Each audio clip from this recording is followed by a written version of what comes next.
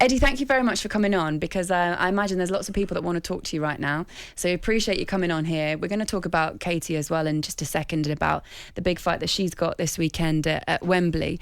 But we have to start really with what's going on in boxing at the moment, and how tough a couple of weeks, or the last 3 weeks or so, have been for boxing fans, especially in this country.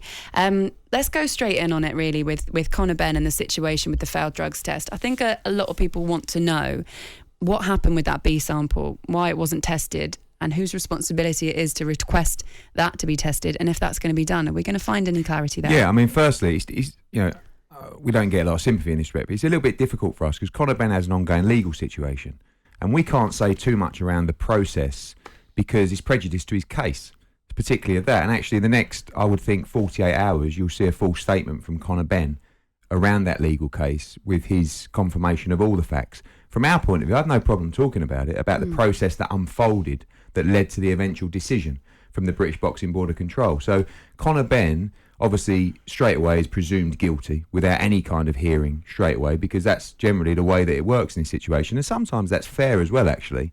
But he's got the big fight on his case to try and save his career.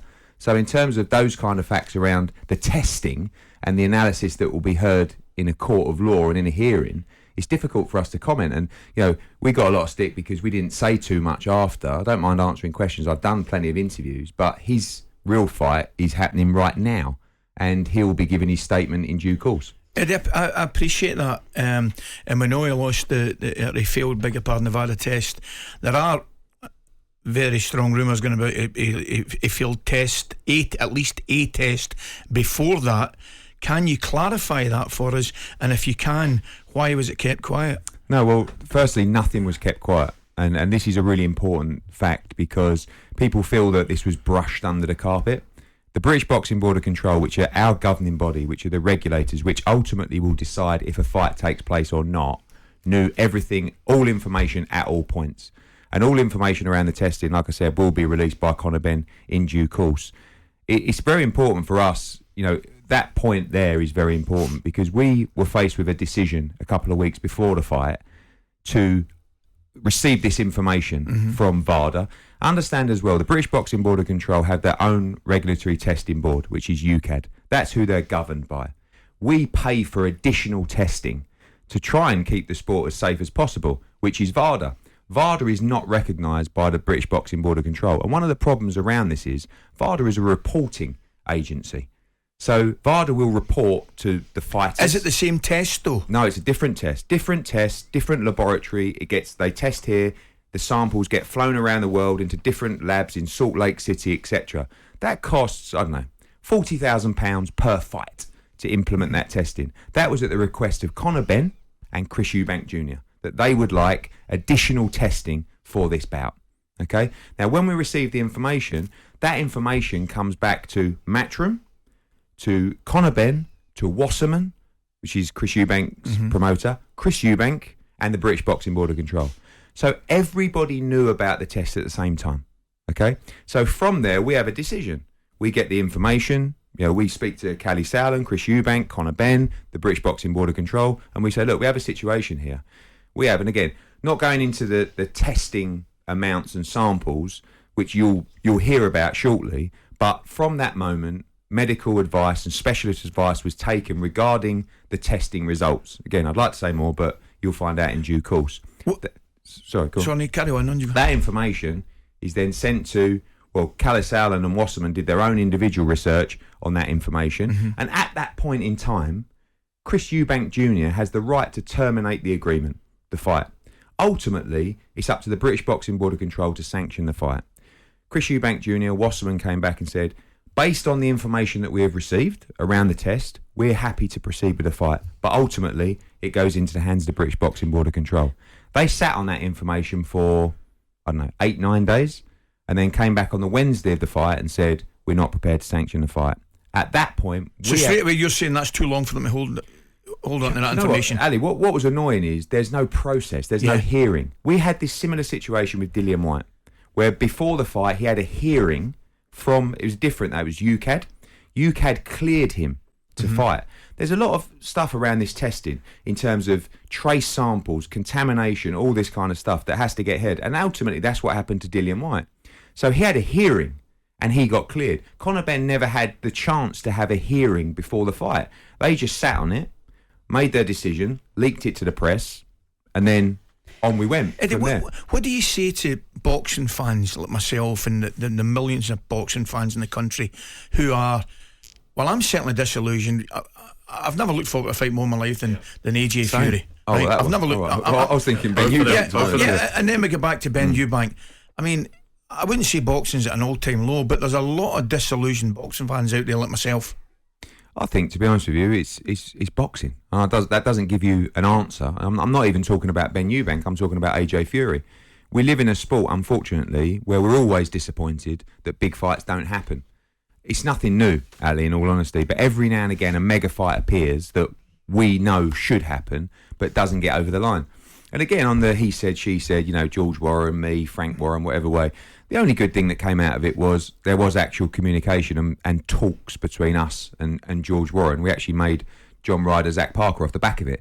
But we were given a deadline, by Tyson Fury, who said, I need to know today because I want to decide who I'm fighting.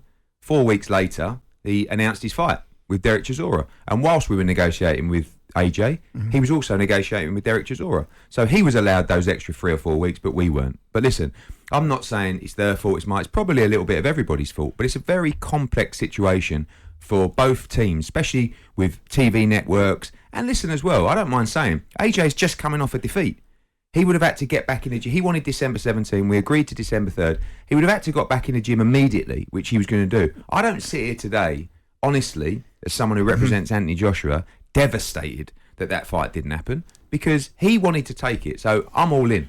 But the reality is, it was a quick turnaround for him in a fight of that magnitude. I want to take you back, if I may, just very, very quickly. Sorry, Eubank Senior. You've probably heard it with Jim White and talkSPORT. Here's a quote for you. Anyone who attempts to murder my son, I have my view on them.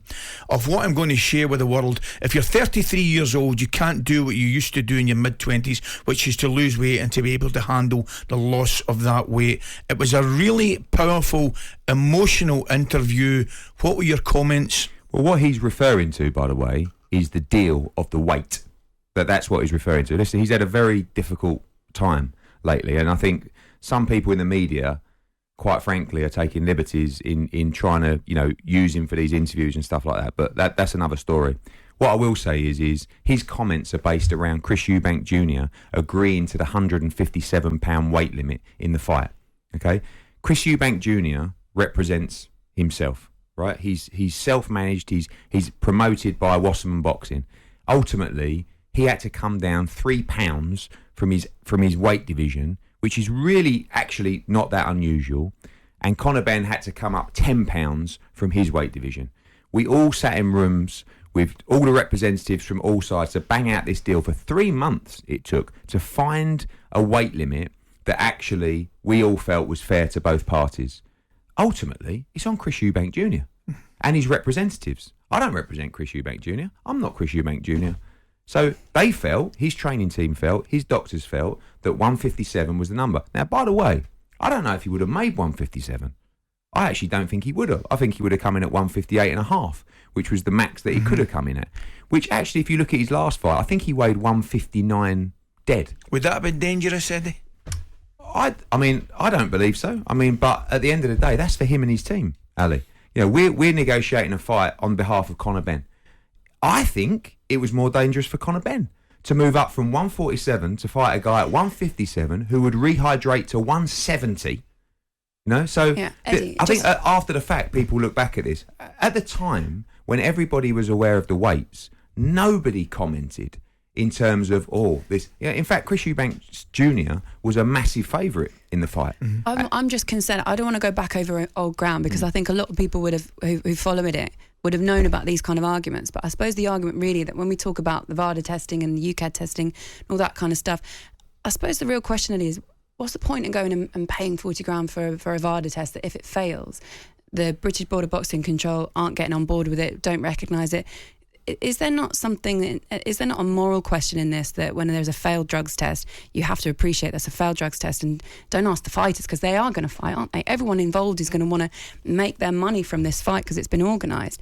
When something is a failed drugs test, doesn't everybody involved have a moral obligation to say, until we get to the bottom of this, there's no fight going ahead? Yeah, just on your first point, that's not really true. I mean, because of the information, because not just the fighters and the promoters just want to just go ahead with it. With the information that was presented, and again, this will come back. And you can't tell us because it's sample size, legal. Traced up, it's just, look, you have to understand, for Callis Howland, for us, for Chris Eubank Jr. particularly, to move forward with this bout, they have to have a reason to do it. It's not just, if their doctors came forward and said, look, from these results, we really recommend you do not take this fight. This is performance enhancing. This will benefit him physically in this fight, etc., etc. So they were comfortable in the information they received to move forward. But ultimately, Chris Eubank Jr. has the opportunity to cancel the bout, and the British Boxing Board of Control have the opportunity to not cancel the bout.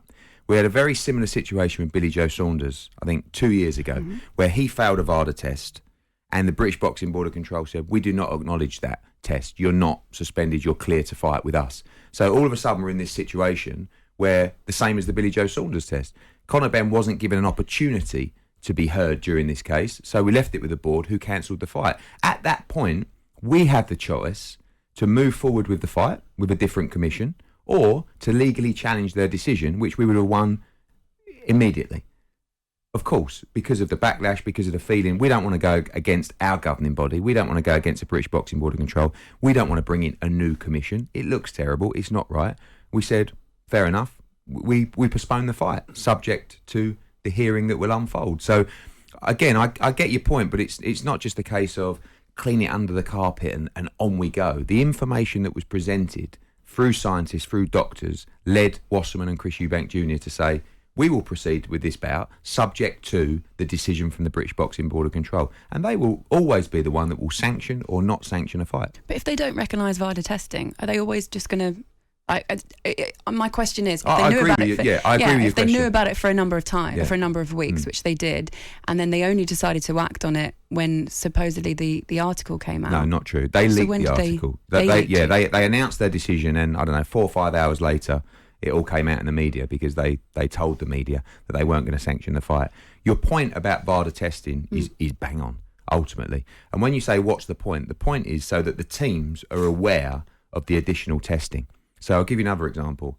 Jarrell Miller for Anthony Joshua tested positive, 3 or 4 times with serious substances, serious levels in his system. Without us implementing the VADA testing, we would never have known about that. And this is another issue. UCAD testing only applies to British fighters. So, for example, Conor Benn was tested, 3 or 4 times during camp by UCAD. Right? He passed every single one of them. And when you talk about contamination, again, I really want to tell you more here, but when there's testing so close to each other, various different agencies testing, and trace results, smaller than, again, I have to be careful what I say. Sometimes it doesn't make sense because you can't test 4 times around other tests, have trace substances within you, and be on some kind of performance enhancing cycle. Isn't that why you have a B sample though? The B sample's irrelevant, Laura. People get confused by the B sample. If you have contamination or trace amount in a substance, nearly 99% of the time a B sample will come back positive. It's the same sample. Yeah. It's not. But if a test or a urine or blood is contaminated in a laboratory, sometimes it's from the same sample. So it goes through a whole process. So, yeah, B sample results will come out, etc. But actually, that's not really the point here. What I'm saying is, again, without saying too much, all of his UCAD tests were negative around the same testing times as the other tests, okay? So the British Boxing Board of Control, who will always rely on UCAD and say, we only acknowledge UCAD tests, okay? Now, I think that's got to change, in all honesty, because they don't test, they only test for the bigger fights. So you've got some of our fighters, the younger fighters that are coming through, the smaller fights, 8-round fights, 10-round fights, they're not getting tested as frequently as a Conor Benn and a Chris Eubank Jr. because UCAD can't test every fighter in the UK consistently. We've got a break. Just very quickly before we do, with what you're suggesting, are you saying that you can't say too much because it's being looked at legally, but there is a suggestion here that Conor Benn will have an adequate reason for why he failed this? I think before you answer that, sorry, I think boxing fans throughout up and down the country deserve to hear from Conor Benn. They will hear this week. They'll hear from Conor Benn. And I'll tell you what, Ali, it's really difficult because everybody will plead their innocence, right? When you got a kid that you've known for, I don't know, 6-7 years, who, virtually lives with Tony Sims, who is, a very close friend of mine, the most, 100% solid man in boxing, who spent 13, 14 weeks with his dad living in his house, who comes into your office, breaking down on the floor, pleading his innocence, looking you in his eyes, giving you every opportunity to tell you the truth. And when you see the facts, I believe that Conor Benn is innocent in this case. Now listen, maybe it's because he's my mate, and maybe it's because you back your mates. Maybe it's because I've seen more than you've seen, both in his eyes and on the paper. But all I'm saying is give him an opportunity, right, for things to be heard. And in this situation, someone said the other day that sometimes when you fail a drugs test, it's not innocent till proven guilty, it's guilty till proven innocent. And actually, I get that. Do you know what I mean? But also, I've been through this process before with other fighters, and I know the results of these tests. And I'll be honest with you, it doesn't really make sense. But his case has to be heard. And everybody deserves a chance to have their case to be heard. And when you hear from him this week, you can't make your decisions based on what comes out of his mouth and the look in his eye. But, this is a very compelling argument. And this is a kid that ultimately had the biggest fight and biggest opportunity of his life. He implemented additional testing into this process. He knew he was going to get tested 7, 8, 9 times over a 10 or 11 week period. There is no escape in this situation if you are an athlete that is taking performance enhancing drugs. And the obvious question is, how did he fail it? This is what's going to come up. I mean, he failed it because something was found in his system. And ultimately, in that position, it's a very difficult argument for an athlete to take. But, this is why he spent the last 3 or 4 weeks with the scientists, going through the labs, talking about levels. And again, not saying, I can't say too much, but one thing I want you to take away from this is, if you are getting tested, I don't know, 7 or 8 times during a 9-week process, and 4 of your other tests, or however many that is, or 5 from UCAD come back as negative, and trace amounts are found in your system, you cannot be on a performance enhancing cycle. It's simple. So again, I've been through this process before. I probably said too much. I probably get told off after, but I don't want to be seen to be like hiding around from it. I've no problem talking about the process that unfolded and the decision that was made with us, with Eubank, with the British Boxing Board of Control. But this kid's career is on the line. Everything's on the line. He can't walk down here. He said to me the other day, I said to him, the first time this happened, I said, do yourself a favour, come off social media. He said to me a couple of days later, I haven't been on social media. Is it bad? I went, stay off social media. This whole kid's life, whether he's guilty, whether he's innocent, and if he's innocent, I hope everybody says, sorry, son, because he's had a terrible time. And I just know the kid. And listen, I'm sure other people have been around people that tested positive, who they've gone on to find they are guilty, and they say, I think if he's guilty, though, people would have preferred it if he had owned up to it. If he does come out that he's guilty. But what if he hasn't? No. Do you know what, Gabby? I'll tell you something now, right? We've got a break. We've got to break. This is quite important, but go on, you break. Okay, very quickly then. Okay, very quickly. He had the opportunity, right? When you build a case, he could have come up with 6 or 7 stories about how this got in his system, right? My wife's taking, fertility drugs, and I took them. There's so many different excuses. He doesn't want to. talkSPORT Breakfast with Laura Woods, Monday to Wednesday mornings 6 till 10 on AM, on DAB, via the talkSPORT app and on your smart speaker. talkSPORT.